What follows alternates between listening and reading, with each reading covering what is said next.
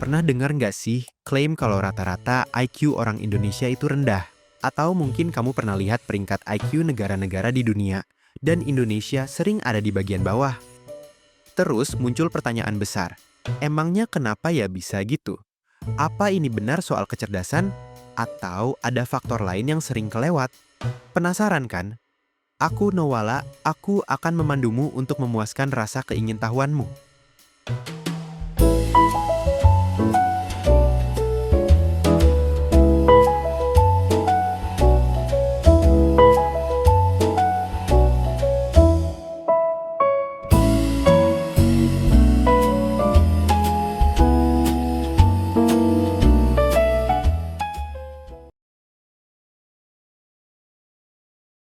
Pertama, kita samain dulu yuk, apa pengertian dari IQ. IQ itu singkatan dari Intelligence Quotient. Sederhananya, ini skor buat ngukur kemampuan kita dalam berpikir.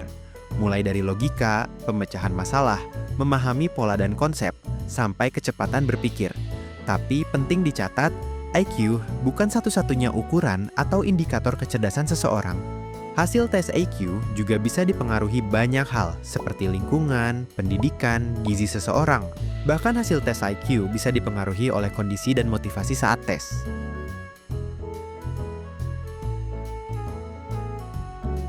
Kalau bicara angka, data dari World Population Review, angka rata-rata IQ orang Indonesia berkisar sekitar 78,49 atau 78,5.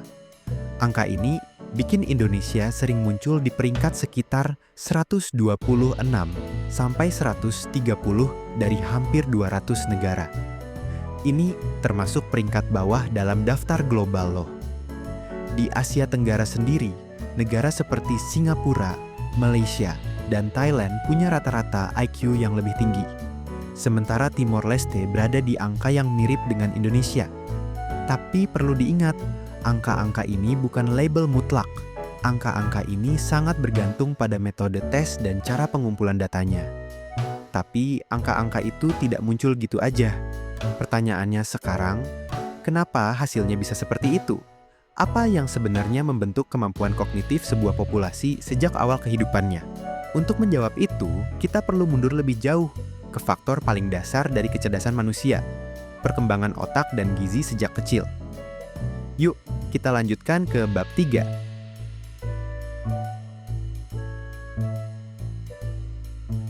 Salah satu faktor besar yang sering dilupakan itu gizi. Karena otak yang berkembang pesat sejak bayi pasti butuh gizi dan nutrisi yang cukup.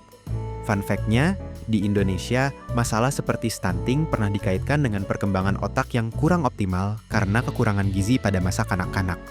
Kalau tubuh kekurangan gizi penting utamanya, di masa tumbuh kembang, fungsi kognitif juga bisa ikut terdampak.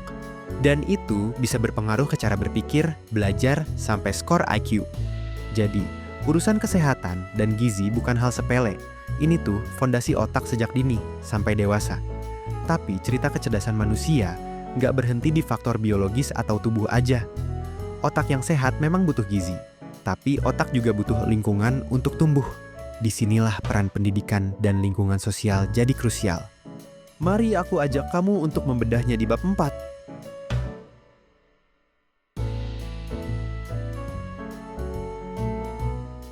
Selain faktor biologis, lingkungan tempat seseorang tumbuh juga punya pengaruh besar.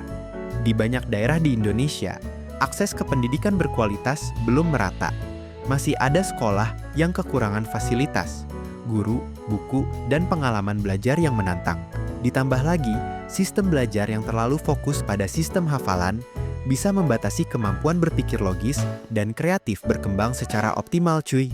Belum lagi, faktor sosial ekonomi seperti kemiskinan dan ketimpangan yang membuat kesempatan belajar jadi semakin sempit. Semua ini ikut membentuk cara seseorang berpikir, belajar, dan memecahkan masalah. Kalau begitu, sekarang pertanyaannya adalah apa arti semua faktor ini bagi cara kita memahami IQ itu sendiri? Dan lebih penting lagi, apa yang sebenarnya bisa kita pelajari dari angka-angka itu? Dan kesimpulannya, ada satu hal penting yang perlu kita pahami. Skor IQ itu bukan takdir, bukan bawaan lahir semata. Ia dibentuk oleh banyak hal: gizi, pendidikan, dan lingkungan. Jadi ketika angka IQ masyarakat di suatu negara terlihat rendah, itu seringkali bukan soal kemampuan orang per orangnya, tapi soal kesempatan yang tidak merata.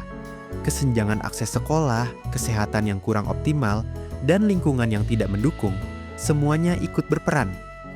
Artinya, solusinya juga bukan sekadar mengejar angka, tapi memperbaiki kualitas hidup sejak awal.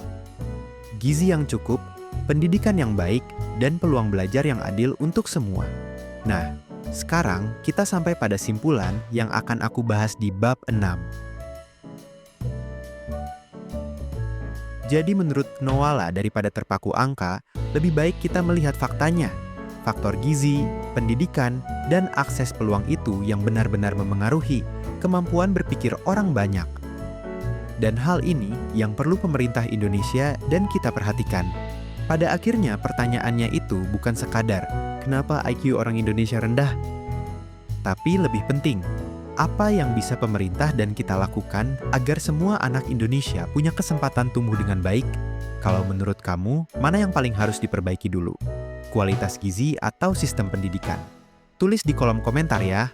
Kalau kamu suka dan merasa konten Knoala bermanfaat, serta ingin Knoala terus konsisten menghadirkan konten edukatif, kamu bisa dukung Knoala melalui link Saweria yang ada di deskripsi di bawah.